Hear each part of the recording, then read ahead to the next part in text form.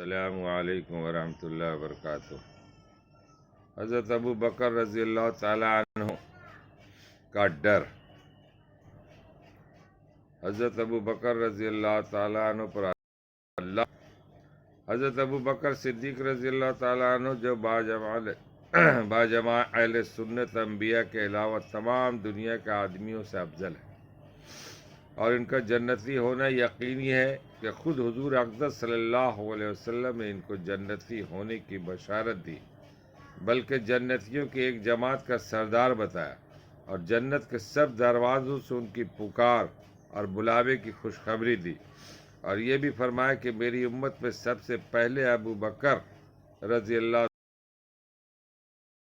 تعالیٰ۔ اس سب کے باوجود فرمایا کرتے کہ کاش میں کوئی درخت ہوتا جو کاٹ دیا جاتا، کبھی فرماتے کاش میں کوئی گھاس ہوتا کہ جانور اس کو کھا لیتے، کبھی فرماتے کاش میں کسی مومن کے بدن کا بال ہوتا۔ ایک مرتبہ ایک باغ میں تشریف لے گئے اور ایک جانور کو بیٹھا ہوا دیکھ کر ٹھنڈا سانس بھرا اور فرمایا کہ تو کس قدر لطف میں ہے کہ کھاتا ہے، پیتا ہے، درختوں کے سائے میں پھرتا ہے، اور آخرت میں تجھ پر کوئی حساب و کتاب نہیں۔ کاش ابو بکر رضی اللہ تعالیٰ عنہ بھی تجھ جیسا ہوتا۔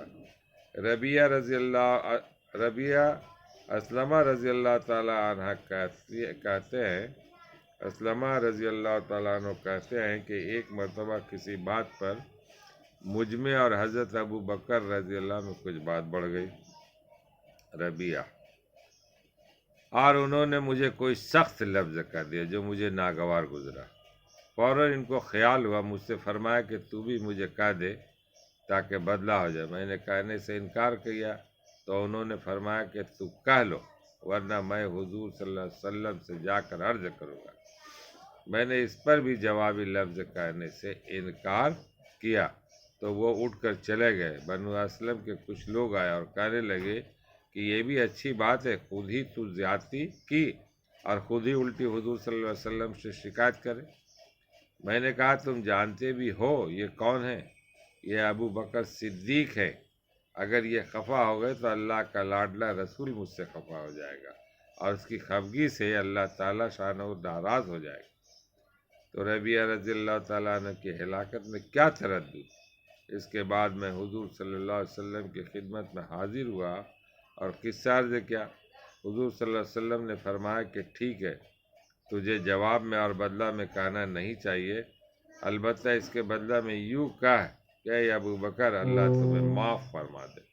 فائدہ یہ ہے اللہ کا خوف کہ ایک معمولی سے کلمہ میں حضرت ابو بکر صدیق رضی اللہ تعالیٰ عنہ کو بدلہ کا اس قدر فکر اور اہتمام ہوا کہ اول خود درخواست کیا اور پھر حضور صلی اللہ علیہ وسلم کے واسطے سے اس کا ارادہ فرمایا کہ ربیہ بدلہ لے لے۔ آج ہم سینکڑوں باتیں ایک دوسرے کو کہہ دیتے ہیں، اس کا خیال بھی نہیں ہوتا کہ اس کا آخرت میں بدلہ بھی لیا جائے گا یا حساب کتاب بھی ہوگا۔ اللہ تعالی ہم لوگوں کو پڑھنے اور سننے سے زیادہ عمل کرنے کی توفیق عطا فرمائے، اور خرافات کہنے سے، کسی پر الزام لگانے سے، کسی پر غصہ ہونے سے اللہ فرمائے ہم لوگ بات بات پہ بگڑ جاتے، اس کا دو رائے نہیں۔ میں رئیس اعظم حیدری، کولکاتہ، انڈیا سے اس ویڈیو کا آپ دور دور تک شیئر کریں، پھیلائیں، اس پر عمل کرنے کی توفیق عطا فرمائے، آمین۔